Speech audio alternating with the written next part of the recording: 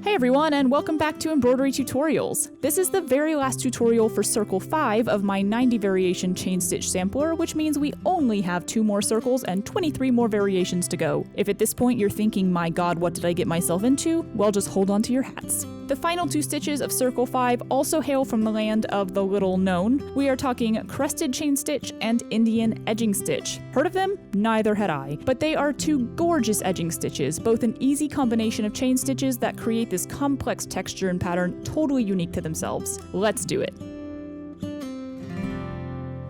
It may not look like it from a distance, but Crested Chain Stitch is really just 2 rows of chain stitch connected to each other, big stitches on the bottom and small stitches on the top. Start by creating a lazy daisy, or the first loop of a regular chain stitch, on the outer or bottom ring of your section. We are sewing on 1/3 of the outer double ring circle. Now take your needle straight up to the inner circle, going into the fabric directly above the wide end of your first chain loop, and back out of the fabric in the sliding method, just a small stitch length away. Wrap your thread around the tip of the needle, over away from you and under back towards you, then draw your needle all the way through to create a small chain stitch attached to the larger chain stitch by this straight thread. Looks like a little swan or a music note. Slide your needle under the straight stitch from right to left, then create the next chain loop in your row by going back down inside the wide end of the first loop, up a stitch length away on the lower circle, and through the loop you've created.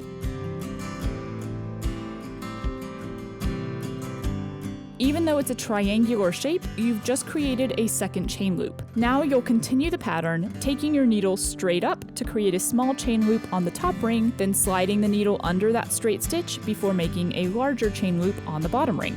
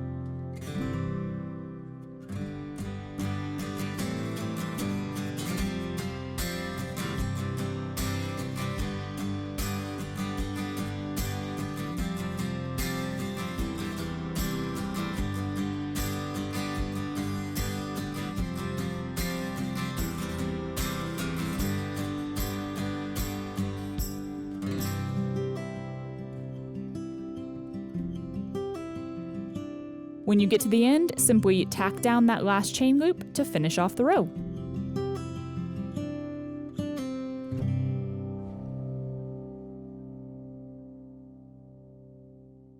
Last up for this circle is Indian Edging Stitch. This is a pretty rare stitch, but it's such a lovely pattern. This stitch can be done on its own as a single segment, or in a row as we're doing it here.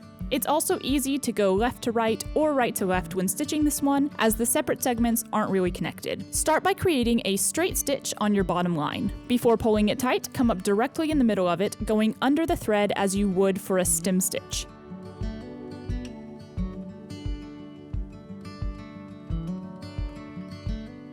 Go down on the left corner of your stitch, then up right in the center of the little area you're using, going through the loop you've created to make a sort of triangular chain stitch. Go back down on the right corner now, then up in the center, again creating a triangle chain stitch. This looks best if your second entry point is a little below the top of the first chain stitch.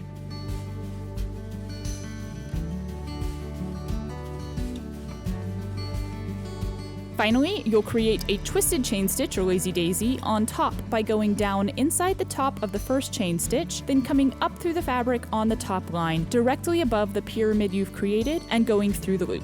Tack it down and you've finished one segment of Indian edging stitch.